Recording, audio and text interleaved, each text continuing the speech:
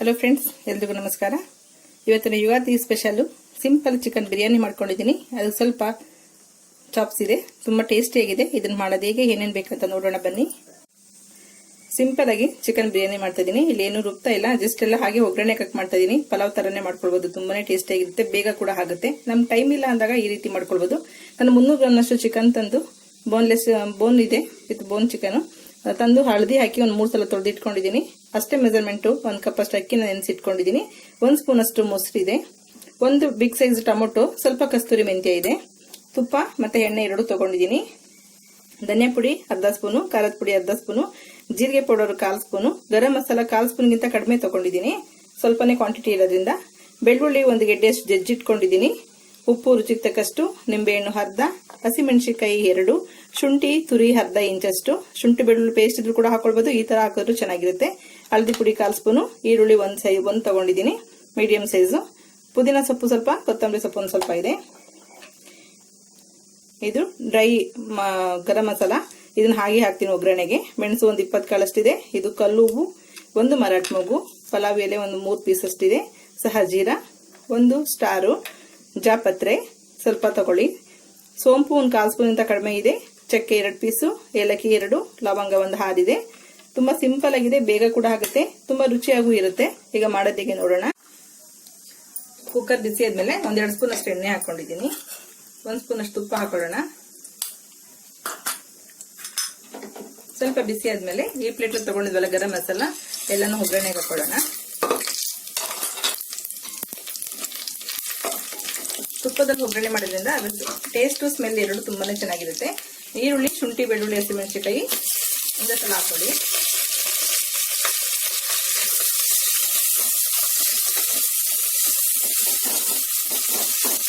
ಒಂದು ನಿಮಿಷದಷ್ಟು ಈರುಳ್ಳಿನ ಚೆನ್ನಾಗಿ ಫ್ರೈ ಮಾಡ್ಕೊಳ್ಳಿ.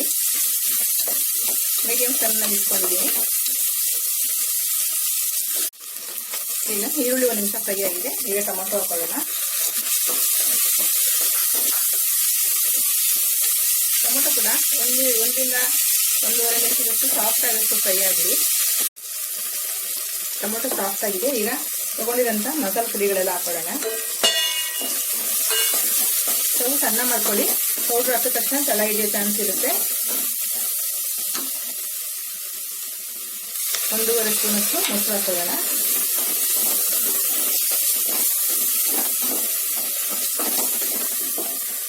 ಲೋ ಫ್ಲೇಮ್ ಮಾಡಿಕೊಂಡು ಒಂದು ಅರ್ಧ ನಿಮಿಷ ಅಥವಾ 3/4 ನಿಮಿಷದಷ್ಟು ಫ್ರೈ ಮಾಡ್ಕೊಳ್ಳಿ. ಈಗ ತೊಳೆದಿಟ್ಟು ಇಟ್ಕೊಂಡಿರೋಂಥ ಚಿಕನ್ ಹಾಕೊಳ್ಳೋಣ.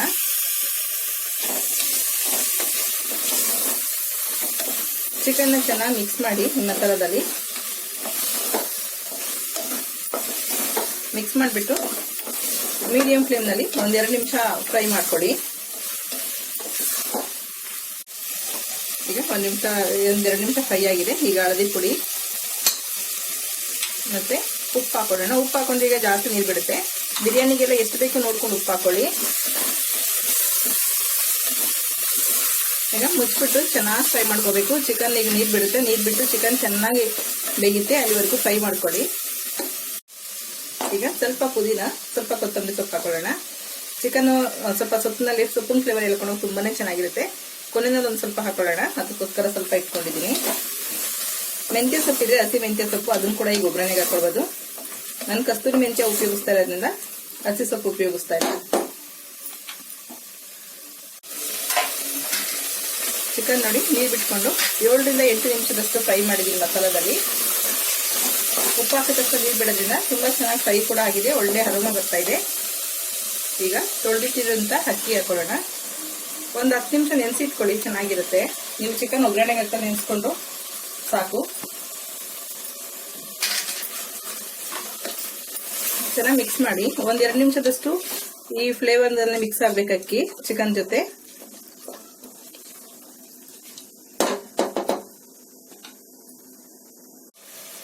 ನೋಡಿ 1-2 ನಿಮಿಷ ಚೆನ್ನಾಗಿ ಮಿಕ್ಸ್ ಆಗಿದೆ ಮಸಾಲೆ ಜೊತೆ. ಈಗ ಉಳಿದಂತ ಎಲ್ಲ ಐಟಮ್ಸ್ ಹಾಕೊಳ್ಳೋಣ. ಕಸ್ತೂರಿ ಮೆಂತ್ಯ, ಸ್ವಲ್ಪ ನಿಂಬೆ ರಸ, 1 ಸ್ಪೂನ್ ಅಷ್ಟು ತುಪ್ಪ,